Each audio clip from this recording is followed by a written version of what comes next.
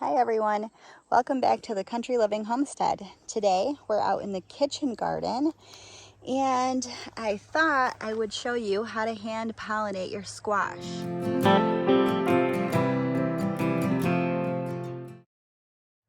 Now, one of the reasons that some people like to hand pollinate their squash is to increase their yields.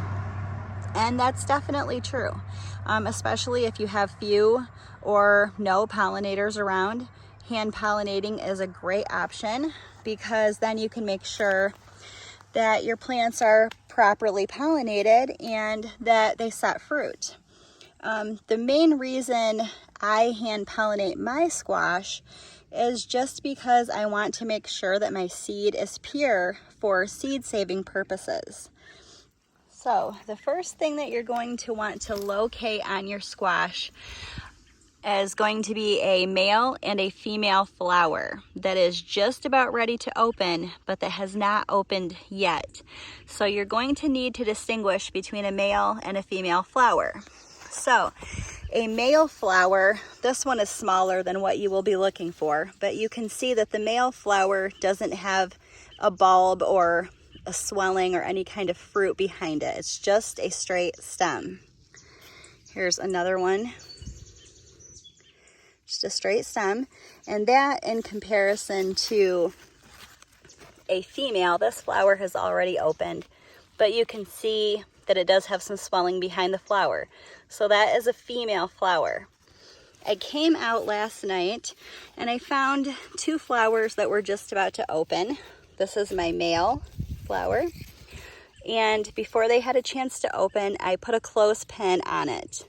I did that with the male and with the female flower over here.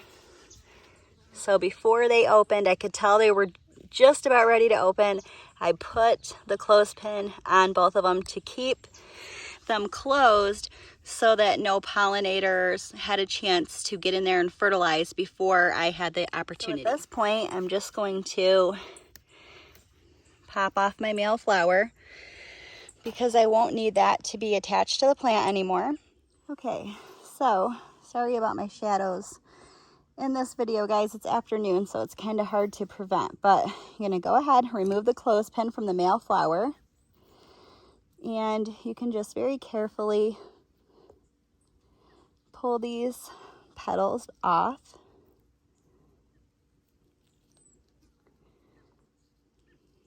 I just like to gently remove them. Just be careful. You want to keep the stamen intact.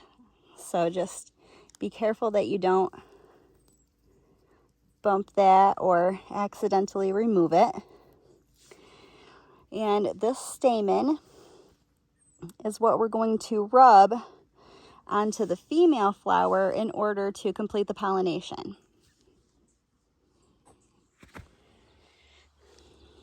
Okay, so I'm just going to take the clothespin off the female flower and very carefully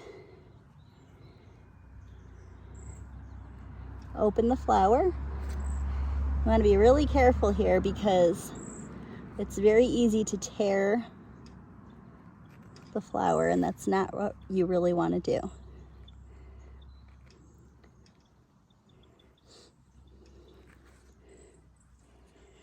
All right, we are going to take our stamen, rub it